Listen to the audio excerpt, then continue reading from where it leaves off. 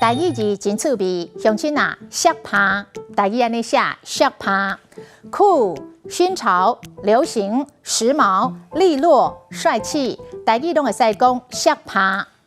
有侪少年人认为染头毛、卷耳仔、身躯赤亮赤红是一件真色趴的代志。啊，讲即摆啉手沏茶，都要掺一味古早味草仔粿，安尼才色趴。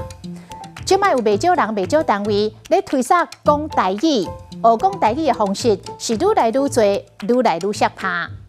啊，讲若要互少年人愿意主动来学母语，都要互因感觉讲母语趣味、好耍、时行色趴。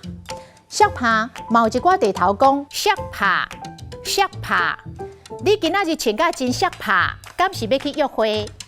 啊，色趴的色就是白色色、金色色的色，甲车漆甲金色色，啊，涂骹拍蜡拍甲白色色。色趴的趴，咱之前有介绍过，拍漆啊，穿甲真趴，拢是这字趴。今仔日的台语字色趴，实在真趣味。